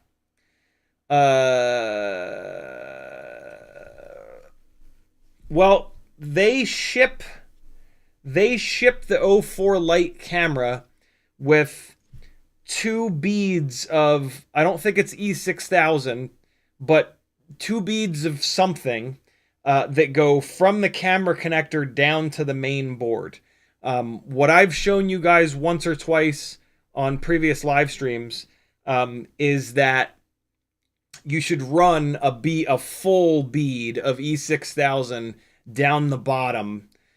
So there's the main PCB on the back of the camera, and then there's a little thin PCB like this that has the camera connector on top of it, and then the camera connector.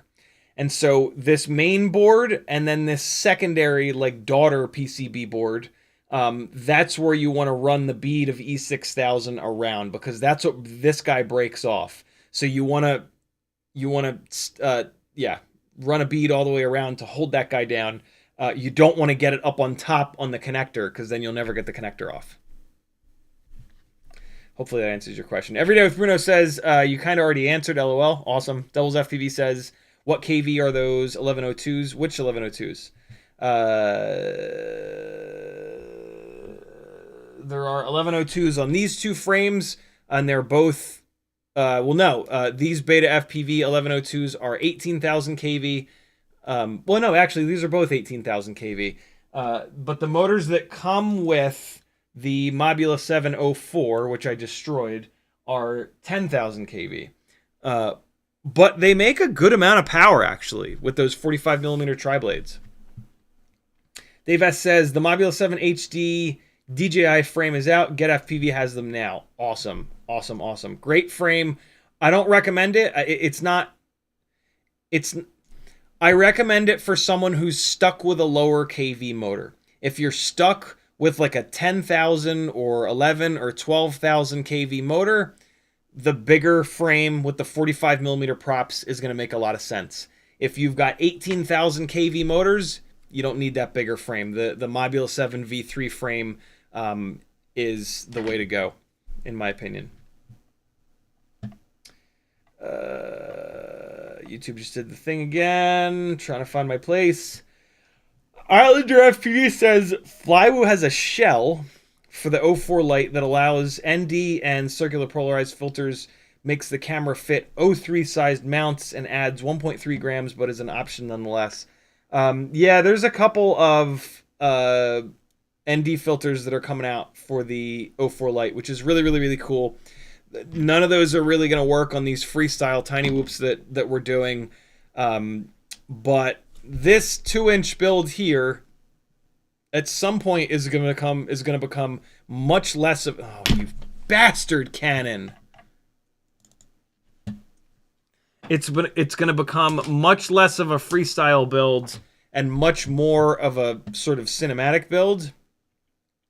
At which point, I will absolutely be looking for an ND filter solution, so you'll get to see that. Hopefully somebody makes a regular whoop style canopy that'll take that ND filter setup. There we go. Nimbus FPV says, run RunCam Nano 3s for $20 on GetFPV if anyone needs them. No way. No way. Nice. So this is the this Emax Nanohawk This Emax Nanohawk RunCam Nano 3. It was just in stock over on Pyrodrone, and then it went out of stock there. It was out of stock on GetFPV here for a while, and now it's back in stock. It almost feels like RunCam might still be making the Nano 3, but only for Emax. Don't quote me on that one, but yeah, if you want a RunCam Nano 3, you should get this. I'm afraid that, like, every time they come back in stock, I'm afraid that that's it, that's the last little batch of them, and then they're gone forever. And so, yeah, if you're interested in a RunCam Nano 3, grab one.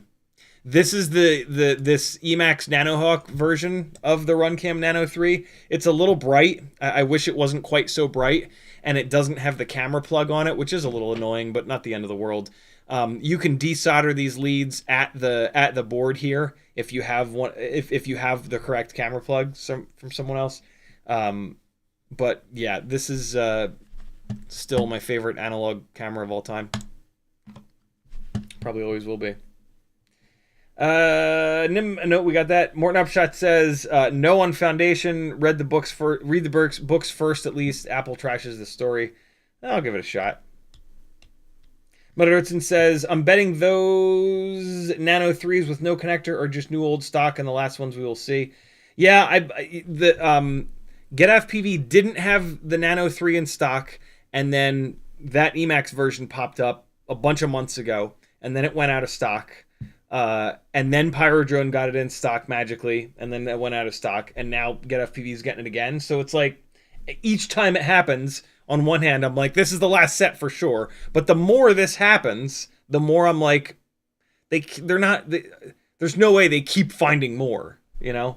Maybe, but you never know. All right, I'm finally caught up on chat.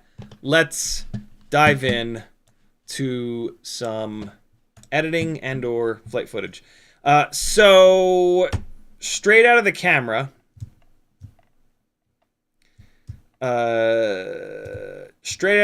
this is what it looks like. So the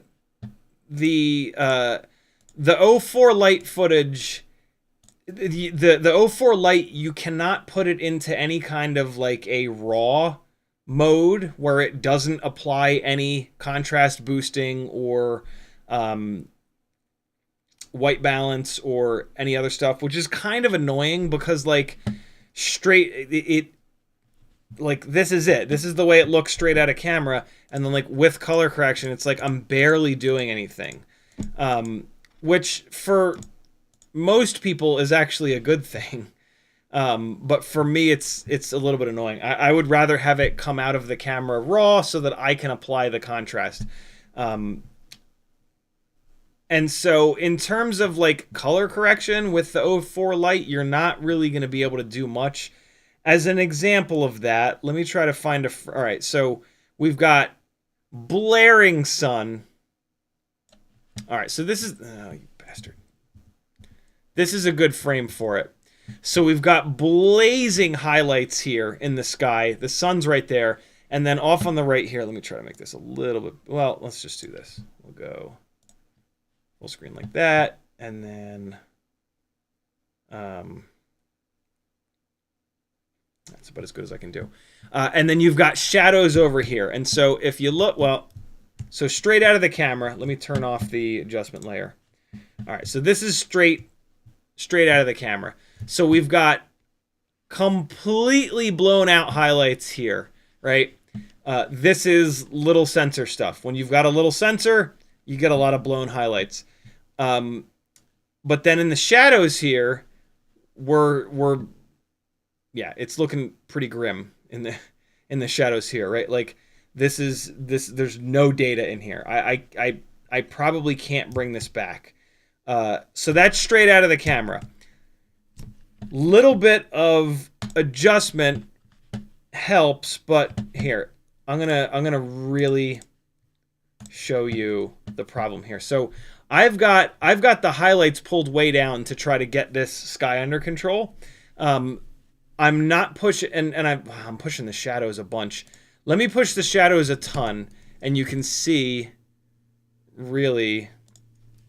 So I'm going to push 150 into the shadows, which makes this look really stupid, but still, it makes it really obvious where there's no data. This is just, there's just nothing. There's nothing here whatsoever.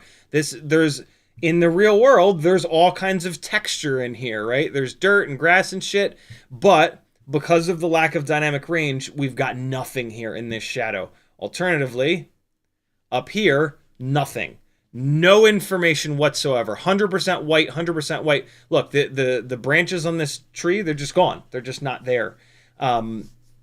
This is what you get with a tiny little sensor. There's no way to get around this.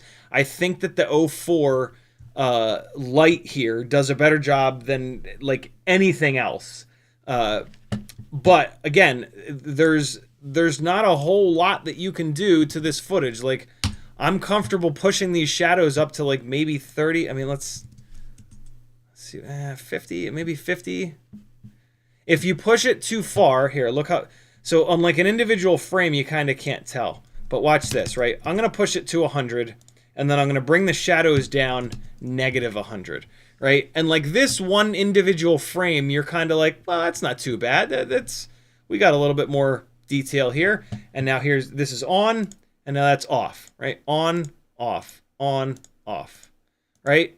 And so it makes a big difference, specifically in the shadows here, right? But watch this. Watch how dumb this looks when you actually play the video. And I don't know what YouTube's compression is doing to this, but like, it just doesn't look great. Like, taking that much of the contrast out, it starts to look really flat. And it's just, you can't do it. You can't, like, yeah, there's not enough data, and you've still got these times where it's like super dark because there's no information here, and so you can't push the adjustments too far. If at some point they give us a firmware update that'll let us record in a raw format, I think DJI calls it D-Log, we will be able to push this footage a little bit farther. The problem that we're running into here is that in camera, it is adding a whole bunch of contrast. It is making the brights brighter and the darks darker, and then I'm trying to reverse that. So we have them removing it, and then I'm trying to get it back, and you just kind of can't do that. That if it's there in the first place, then you can work with it. But if they get rid of it because they've applied more contrast, right? It's gone. And so that's kind of what we're running into here. Again, this is the best tiny little ultra lightweight camera that we've ever had. But in terms of editing the flight footage from the 04 Lite, which is what this live stream is about, for the most part, what you see is what you're going to get. You probably don't want to spend much time trying to color correct this footage, because like straight out of the camera, it's about as good as it's going to get. So those of you that don't know how to do color correction or don't want to take the time to do it, congratulations. Now you don't have to feel bad about not doing it, because it's kind of worthless to do it on here. This is one of the other things that happens when you when you pull the highlights down too much. You get this really awkward situation here where you've got, like, this is the actual sky. This is the sky too here, but it goes super blue because you're trying to pull the contrast, the highlights down so much. Watch what happens to the sky here when I turn off this adjustment layer. It looks, no, it's not that big of a difference. I'm not making that much of a change, but this is one of the things that happens when your scene is outside of the amount of dynamic range that the camera will let you will collect and can sort of handle. Mike K says, "What are your thoughts on the Flywoo flylens 7504?" That is a cinematic rig. I don't really understand cinematic rigs that are that small. So it's not for me, but if you're looking to do cinematic footage, not freestyle footage, from something with a 1.6 inch prop, it's probably good. But like, what's that for? I think you could maybe make an argument for like if you're doing a gig flying over a crowd, but that's a fairly specific kind of thing, and I wouldn't go that small. I would do a 2-inch rig for that. But yeah, that rig is pretty specific for, like, you know, if you're flying cinematic kind of footage. It's not a freestyle rig at all, so you can't. It's not something that you can fly hard, or crash really. Brandon's White Bean says, "Does the 04 Lite have Cine-like?" It does not. I couldn't find it, but I did make a color correction LUT and put it in the DJI Master channel on our Discord. Yeah, I found a couple of Neo LUTs. So the DJI Neo is just the 04 camera. Our 04 Lite is just the video system yanked out of the Neo. I found a couple Neo LUTs, and they're very similar to what I'm doing here. They're a tiny little bit of a contrast bump, and then they're a chunk of highlights being taken out and a bunch of shadows being added in. So it's again, because we don't have any kind of a log or raw option here, there's pretty much nothing that you can do from like a color correction or editing standpoint to get the highlights back or the shadows back. So yeah, 2-inch rig, that's kind of done. We rolled through this. I've got another couple batteries, although these are getting pretty dark, man. It's I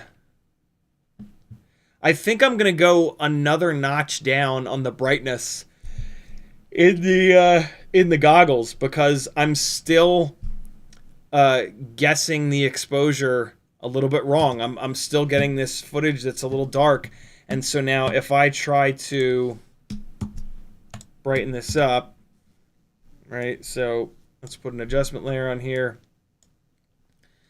and so we've got like this. This is way too dark, right? So if I come in here and fucker, come on, god damn it, there we go. Nope, that's not what I want. Nope. That's not what I want either. That's what I want. So if I go one full stop up on the exposure here, it's still not bright enough. I'm still like 2 stops off. But then look at the sky. Like it's tough. It's tough nailing the exposure on this 04 Lite camera to try to get like really good looking kind of cinematic footage, which is not like, it's not a good idea to do this. This is not a camera meant to get footage like this. This is more of an FPV camera, realistically, but it's really cool that we can get some really, really, really nice looking footage out of this little tiny camera, and it opens up some really neat opportunities for ultra lightweight little rigs like this to go places safely that we've never been able to go before. This is actually not bad. 1 stop up. Let me look at it. 2 full stops up. Now we're getting there. So now we've got enough exposure, but also we're probably going to start to get some noise. So now super dark here. Let's see what the noise looks like. You know, that's actually not that bad. Wow, not bad at all. So that's actually a little important. This is important here. It's almost always better to underexpose than overexpose.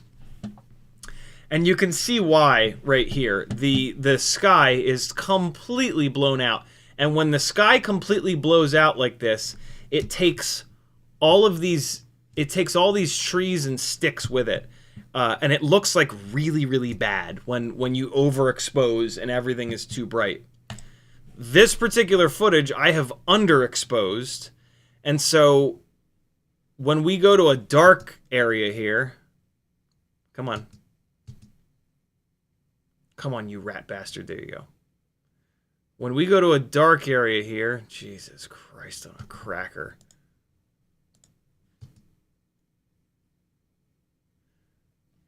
Here we go. It's one of the things that can happen in the dark areas, you can start to get a whole bunch of noise. This is doing really well. This is not noisy at all. This is just nice black, like nice smooth black. I wonder what ISO this was at. Is that EXIF data in here? Let's see. Info. No, it doesn't save what ISO it's at. Shit. I don't know what, I wish I knew what, my guess is going to be this is like 100 or 200 ISO because this looks really good. And so this is an example of, like, this is footage that I underexposed. By cranking the exposure up, we're not getting a ton of noise. If I had bumped the ISO up to get the exposure brighter on this, I would have probably gotten much more noise in the shadows here. Wow, the computer is just absolutely shitting its pants right now. And so yeah, that's kind of where I'm at here with this. Let me see something here. Let me bring the, well, yeah, see, I've already got negative 50 on the highlight. I've already got the highlights pulled way down.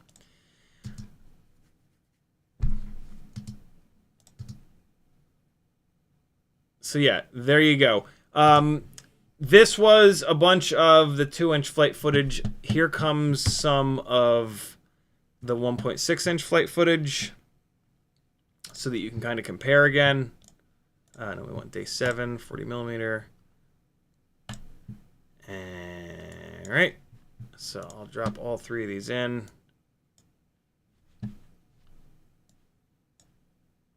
Oh, come on now. Oh, come on now. There we go. All right. Well, actually, these aren't going to play worth a damn because the computer is flopping its flops out. Let me do this. Let me play these in a. Let's see if. Nope. Well, let's see. Maybe no. All right. So can you guys see the massive stuttering? I don't know if that is the computer losing its mind or that could be the low frame rate kind of situation. So I'm sorry, the too fast shutter speed dealio. Let's take a look. Here's how you find out. You come into the actual footage and you click here and we go info and 60 frames a second. Why is it 60 frames a second? It should be 100 frames a second. What's that about? Why does it say 60 frames a second? Speed duration, 60. And now let's see if we lose frames. Frame. No, it is 100 frames a second. Because we don't have any doubled frames. Frame. Okay. So, on recorded at 100 and now played back at full speed. Okay, no, it's the computer. The computer's shitting its pants. I can see it now. Try this one more time. I forgot. This is one of the reasons I stopped doing editing streams, because when Premiere is running, the computer just can't handle it, and it just absolutely, like, this is just a nightmare. If I go to half speed, though, it should smooth out a little bit. Let's see. Yeah, all right. So it's any choppiness that you see is just the computer. You know, the computer is a whole 2 years old, so it deserves to be in the recycling bin by now. You got to get a new computer every 10 minutes to keep up with the goddamn software changes, or else it'll run horribly. But again, so this is the 1.6-inch rig. In the bushes here, oh man, this is me.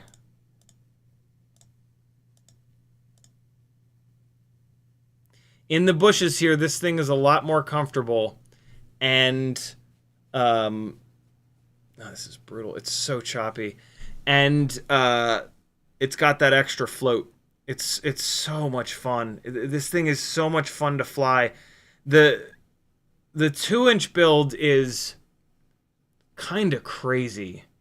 How much ground it covers and how like not small it feels.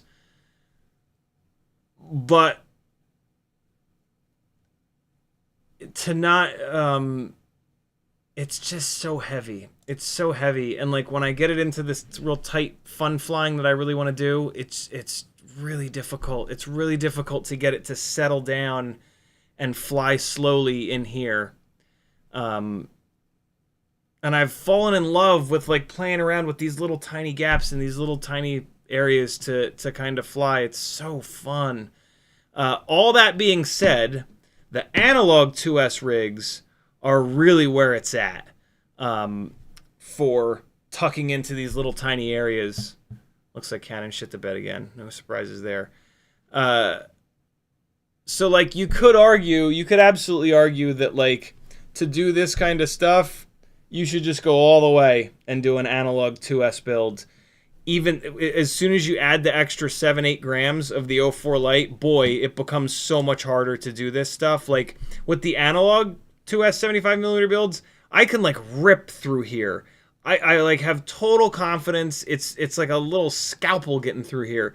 As soon as you put the HD systems on, I think because of the latency being more and being variable, but also because of the extra weight, it really changes the your ability to do that super accurate, super technical kind of stuff.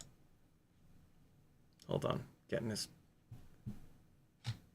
shitball software going again. This is the 1.6mm inch rig in the house. This is also one of my Tiny Whoop 300 mAh BT 3.0 2S batteries dying. One of the cells has left the chat. That was just full throttle. And so, yeah, unfortunately, I have a dead battery here. I've had it on the discharger here for a while. I discharged it down a bunch, and now I'm going to recharge it to see if maybe I can bring it back to life. But I'm pretty sure it's donezo. So this is about as light as you can get an 04 that flies good to blip around the house. And like, yeah, the battery was acting really weird, but still, like, it's hard. It's really hard to fly. It's hard to rip it inside the house. It's really heavy. It's really powerful. It feels way too big. And like, if you hit stuff, like if you hit your partner's whatever pottery, you're gonna knock it off the shelf and break it.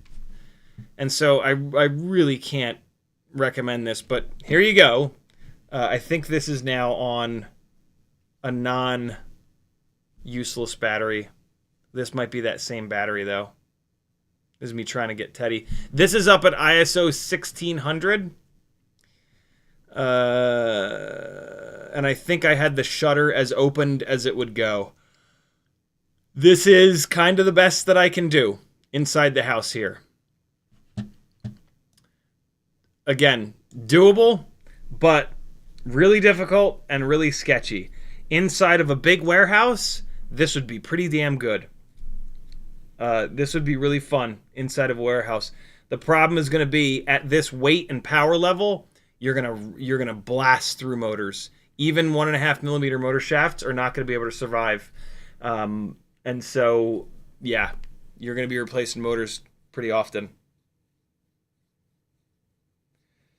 Analog is still really has a place for this kind of like hard freestyle flying. That extra 8-9 grams makes a massive difference when the entire quad only weighs like 22 grams, you know what I mean, or 25 or whatever.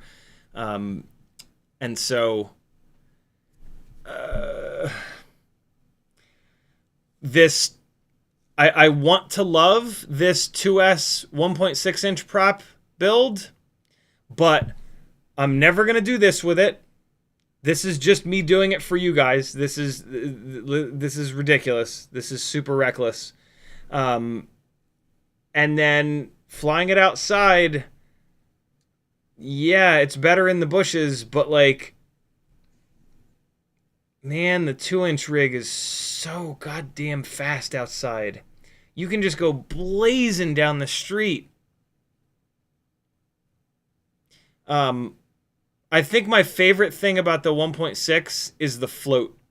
When you throw it up over something and you chop the throttle and you dive down the side of the house or the side of a tree, you get like twice as much time on the way down, which is really cool. The 2-inch build, it just hammers that, like, it loses altitude so fast. And so like when you go to do a dive, you don't get to spend much time in the dive. It's like you start diving and you're on the ground, you're having to hammer the throttle to keep it off the dirt, keep it out of the dirt. So yeah, it's like I said earlier, I have a funny feeling that I'm going to keep the 2-inch rig together and I'm going to pull the 1.6 inch rig apart to steal the 04 out of it to put into a 1S 65mm. I can't believe it. I kind of can't believe that that's the case, but the 04 setup, it's a cinematic. Hey, YouTube shit the bed. Awesome. Way to go, YouTube. That's also why the stream was, why the computer was losing its mind. The quality is so good of this on this that it's a cinematic kind of build. It's not really like a freestyle build. Freestyle is not about image quality. It's about flight characteristics. And so, as much as a lot of people don't want to hear it, analog is absolutely still king for freestyle on 1.2 inch prop, 1.6 inch prop as well, even with 2S. You know, if you've been paying attention, that absolutely does make sense. But it's like, it's the same thing. I went through this same like heartbreak with the Walksnail setup of like, I want desperately to have a durable, like, awesome flight characteristic freestyle build that's got HD on board. And I think it's asking too much. I think we're asking too much, especially because of all the issues with like the camera and like not being able to really have a good ND filter kind of situation, you know? So it's, I don't know. EH says, are 30mm props the size most suited for 40,000 kV motors? Yes, absolutely. Morton Upshot says, dude, you're spot on for Leave the World Behind. I realized I watched it, but it was so unmemorable. Yeah. It's got a really cool scene.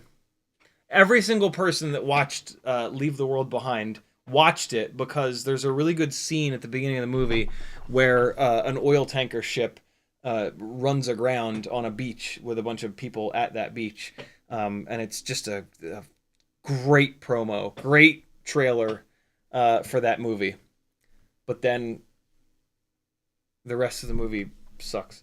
It doesn't suck. It's just frustrating. It's just a super frustrating movie. And I'm trying really hard not to spoil the surprise for anybody that wants to actually watch it tonight or tomorrow by talking about what makes it frustrating. Because if I talk about what makes it frustrating, it'll completely ruin the movie. So if a bunch of you guys watch that movie this week and then remind me on Friday and we'll talk about why it's so frustrating. Dennis, you got 4 days. You got 4 days to watch the movie before I spoil it for you.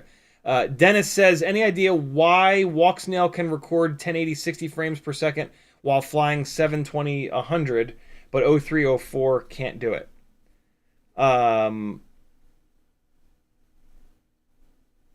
It's the same thing is happening, but 04,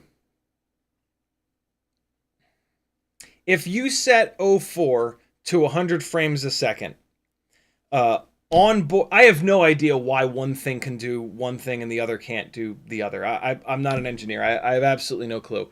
But the onboard DVR with 04,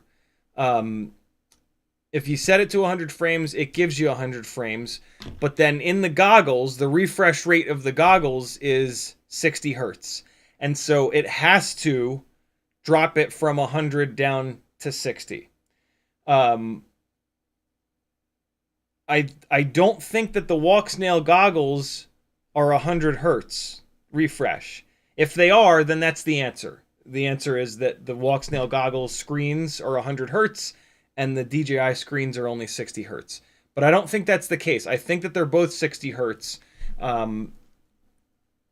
And yeah, when you're flying 720 100 with Walksnail, you're actually only getting 60 frames because that's the refresh rate of the screens.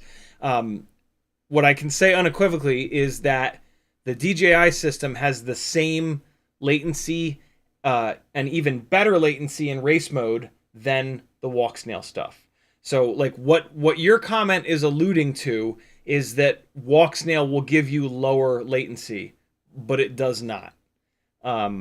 You actually get better latency, lower latency from the DJI system, and you get more options. The DJI system is superior in pretty much every way.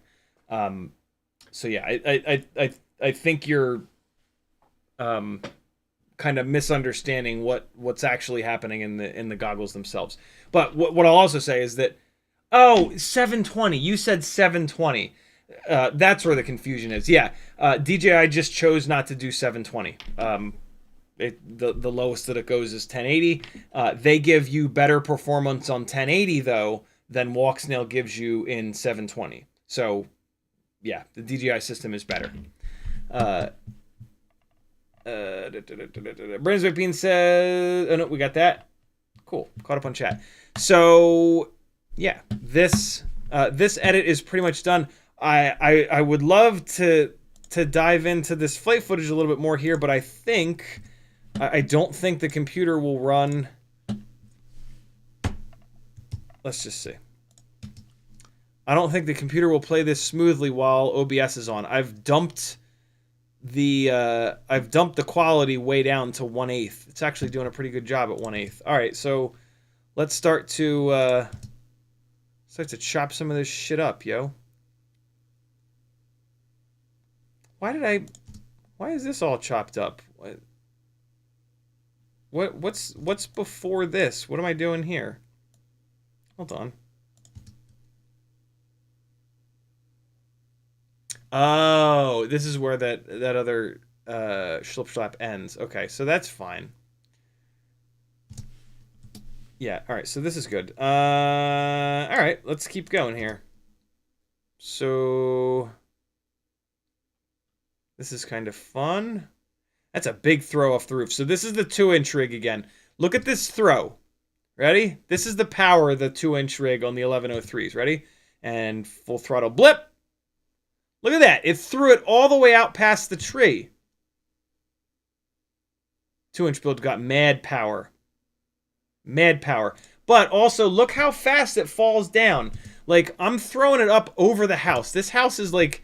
This is like 2.5 stories at the top of the roof here, right?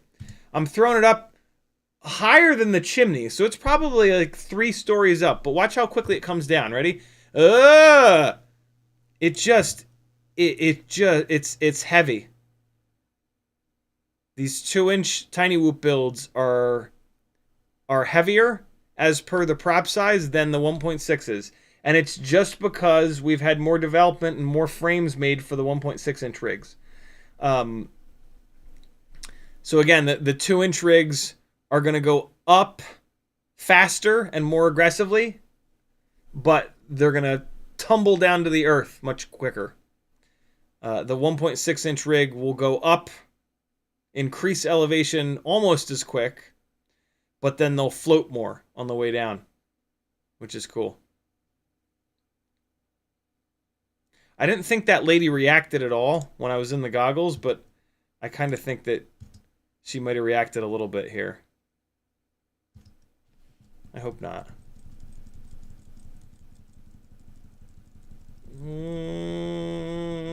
I don't know. It's a fucking tiny whoop. If she got upset, it's on her. It's a kid's toy, for God's sakes. 2-inch build is 20 grams heavier than the 1.6-inch build. I did. I made a big correction to make absolutely sure that I stayed away from her there. Ready? In 3, 2, 1. Wait. Yeah, I made a nice correction to make sure I was way away from her feet. Although if I'd hit her in the ankles, it wouldn't hurt.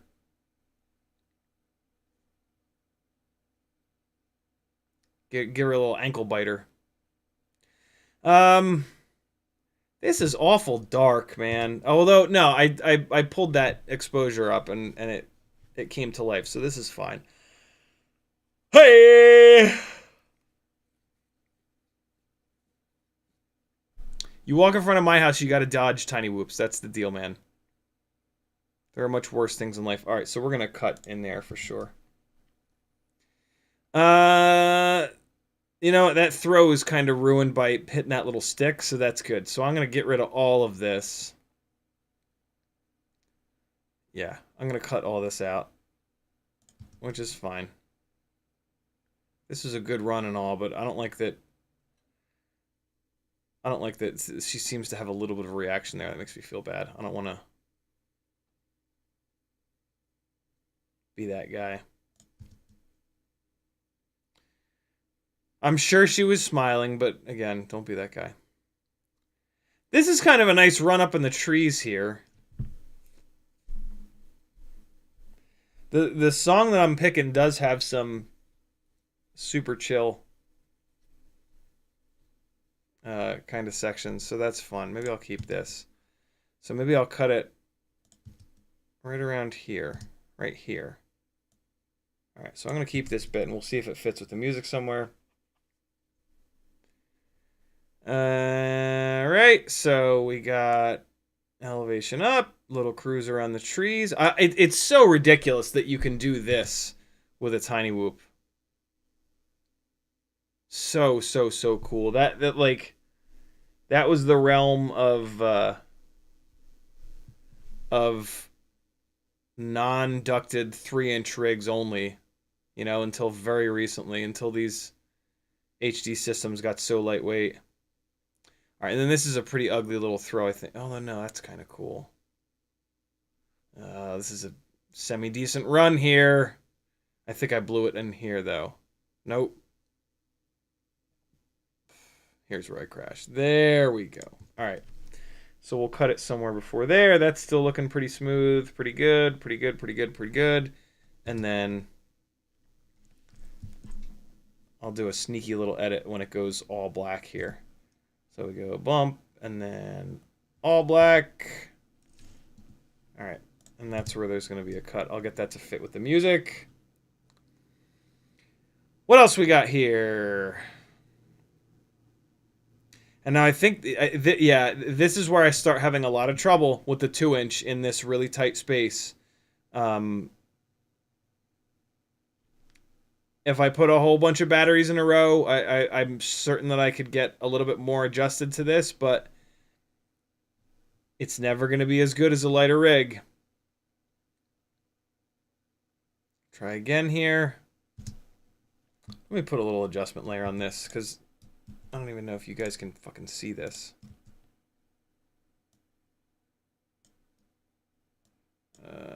Hold up. All right. right, so let's go 2 stops up with it. And okay. Much better. All right, I think I dived back in there a couple more times. This is the one that we saw a minute ago. Again, just... You know what it is? I can't... the 2-inch rig is so fast that I can't, like, put the nose down in there. And if I put the nose down, it makes, like... It actually makes it a little bit easier to fly through there. I have to fly through there very flat. And it's much harder to fly flat really accurately. So yeah, it's not just that the 2-inch rig is heavier and it's going to carry more momentum when I go to change direction. It's that I'm flying it super flat. The lighter weight rigs, you can put the nose down more. Because they're so much lighter, you can put the nose down more for the same amount of thrust being spilled rearwards. Does everybody understand that concept?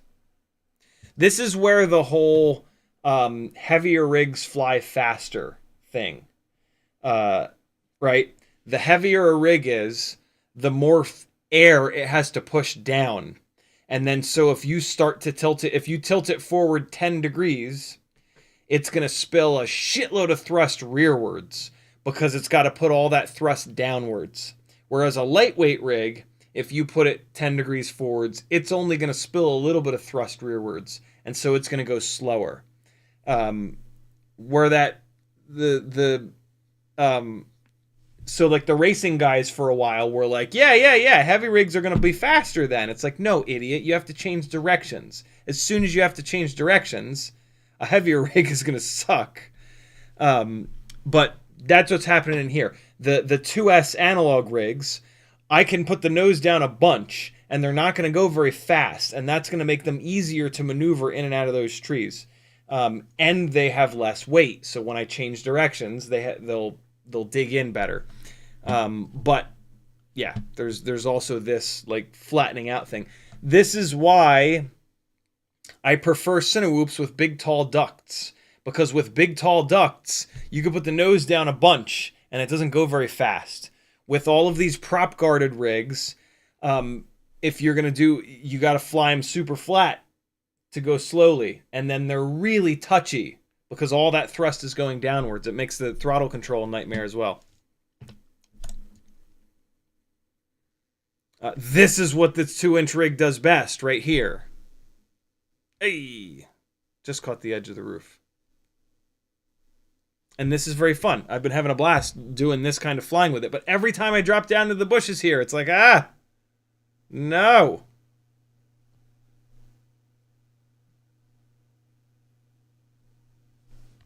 What's happening?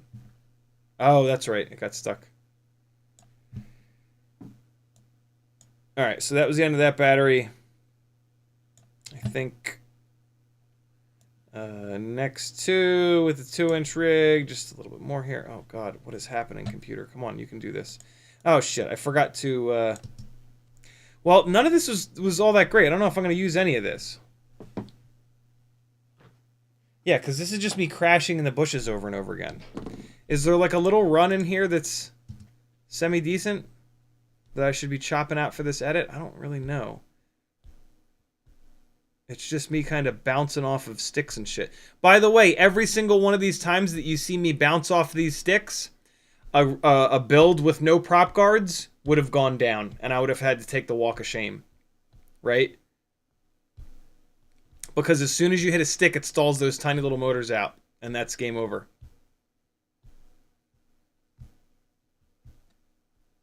And that's where, like, the 2-inch ducted whoop thing becomes a little confusing, because if you're going to fly big like this, then you're not going to crash as... You're typically not going to crash as much, and then not having the prop guards makes a lot of sense. It's really tough. It's really, really, really tough to decide. And I think it kind of comes down to how aggressive you want to fly. If you want to fly really aggressively, where you're going to be getting close to stuff, and you're going to bump into twigs and shit, having the prop guards is really nice. And I think that's kind of where I'm at. I want to fly really close to shit. Yeah, this is all gone. I'm gonna kill that entire clip. That's all gone. The twitching is probably just my computer pooping its pants. This footage is pretty smooth. This is now all in 4K 60, and it's playing back at 60, and the shutter speed is fairly low because the sun is down. This is now 10 minutes before sunset. Look at that power. Look at this 2-inch rig. Climb this tree. Ready? Blip off the throttle. Look at that. It's got... This is a beautiful example of it. This is a beautiful example of float versus power. All right? You can build a super heavy rig that's got shitloads of power, and people mistake, and people will say that that rig has a lot of float. It doesn't. It has a lot of power. And so it can send itself upwards for a while because it's got a ton of power. But then as soon as it starts to actually float back down to the ground, it falls to the ground like a sack of anvils. This 2-inch rig is a beautiful example of that. Ready? We're going to get throttle blip, chop. It's got lots of power, so it spends a bunch of time going up the tree even though I'm at 0 throttle. But then as soon as it gets to the peak of its travel, it just comes storming down the tree. It just falls down that tree really quick. So I don't get much of a dive. I get this really cool moment where it's carrying this momentum upwards, almost like anti, against gravity. But now on the dive part of this, I can just barely get that rotation done and then stab the throttle again. Let me see if I can find me doing that same move with the 1.6-inch rig. I love doing that little move, so there's a chance that I've got it in here somewhere. So the 1.6-inch rig, it won't have as much climb, but it'll dive for longer. And so that's a great little example of a big difference in the flight characteristics between these two rigs.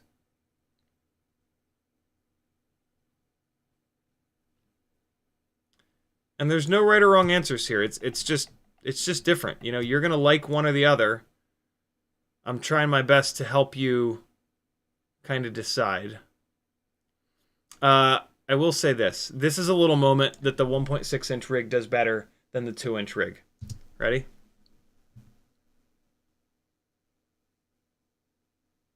Because again, the 1.6-inch rig will fly slower, more comfortably.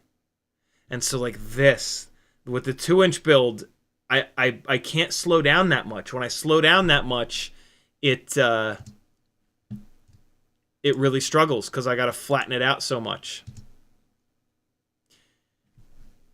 And so again, like with these little tiny whoops, like what do you want to do? Do you want to capture these little details and fly super slow, or do you want to bomb around the neighborhood? And it's a really hard decision. What you should do is just have both. Have a 2-inch frame with 1103 11,000s on the 2023 S's, and then have a 1.6-inch frame on Beta FPV 1102 18,000s, and you can take your camera canopy AIO stack out of one frame and put it in the other one when you want to go fast, and swap it out when you want to go slow. I think that's really the answer. Oh, here we go. Here's the same move. This is great. This is the same move with the 1.6 that I did with the 2-inch. Here you go. Climbing the side of the house. Full throttle blast. Ready? So this is the 1.6. Full throttle. Chop the throttle. Right? And now here's that same thing with the 2-inch build. It looks totally different. It's just a split second. We go to 100% speed. Ready? Whop! See that up? See how much upwards there is? That 2-inch rig has much more power and more mass. It's got more mass so that when you get it going upwards and chop the throttle, it'll keep rising. It's got more energy, right? You're running a bigger battery. You're dumping more energy into the motors. You're creating more energy going upwards. and so it'll carry that for a little bit longer. Dave Gunna says 2-inch is Mobula 8, 1.6 inch is Mobula 7 frame with 40mm props. The 1.6 inch rig is a totally custom build, but I mean, yeah, I mean it doesn't really matter. I really wish that I could find me climbing up that tree. That tree is so perfect. Next time I fly, I'm gonna do a bunch of those tree climbs and dives, because that's the perfect way of kind of showing that. This when we first moved in here at the corner of the street here, this was just a big ass hole in the ground. These people have made this into the coolest little like fucking oasis ever. It is so cool down there. I got all these like it was literally just a big ass dirt hole in the ground. It was kind of ugly as shit. It would fill up with water and stuff. It was pretty gross. That's not full throttle, by the way. That's me trying to fly smooth. All right, so here we go. So this little rig is not nearly as good as the analogs in the bushes there. I'm definitely a little more comfortable with it, but I think that like if I want to fly small like that, I should be doing it with analog. I don't know, it's weird. I don't have a good climb and dive of that tree. It doesn't look like with the lighter rig. That's a shame. I'll do it next time I fly. I think that the edit with this 1.6 might have some indoor flying Maggies in there, and she's giving me the finger, I think. I don't actually. I think I'm gonna have to go out and fly the smaller rig a bunch more. I don't think I have enough in here for an actual edit that I'd be really happy with. That was a cool move. I was happy with this little drop down off the roof. There's so much scraggle up here. This is super sketchy. But I kept it like right next to the building, and I was able to duck it down in before all the scraggle starts. So one of the other cool things about this 04 system is that you can actually see this scraggle. In analog, you only like see the main trunk of the tree, and it's like, why don't you get closer to that tree, you idiot? It's like, well, yeah, there's 7,000 branches there. You can't see it right now because I have the quality set at 1/4, but like, for example, right, so we come up here. So if I stop it here, you can actually see the scraggly boys, you know what I mean? Because we're in... Oh, is this in 4K or is this 1080? Let's see. Info... Oh, this is actually only 1080. Oh, shit. Where's some 4K footage with scraggle? Oh, here, perfect. This little tree. That's not a little tree at all. Get up in there. Get up in there. Here you go. Ready? So when we're here, wow, there's a shitload of motion blur.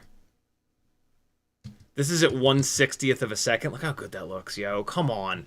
An 8-gram camera and VTX setup that looks that good? What?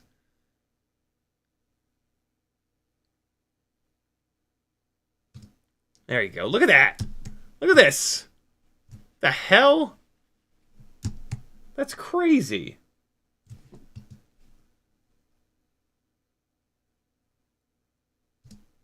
Look at that. Look at the detail in here. What the fuck? It's insane. The RC drift car place is open. Oh my god, it's 12:15. Jesus. The RC drift car place opened back up the other day. I gotta get my ass over there. But I'm waiting for this beta FPV package to arrive. I hope you guys enjoyed. I know it may have felt like a bunch of tangents, but they were all surrounding the experience that I've had over the last week and a half with trying to get really good-looking footage out of these DJI04 Lites. It's not just in Premiere. You know, we actually don't do very much in Premiere. It's about the right settings. It's about flying at the right time of day. And it's even about the way that you fly. Especially if you're going to turn some of this stuff to automatic. And so I hope I helped. This is my new thing here, surfing these rooftops. You know, since it's a tiny whoop,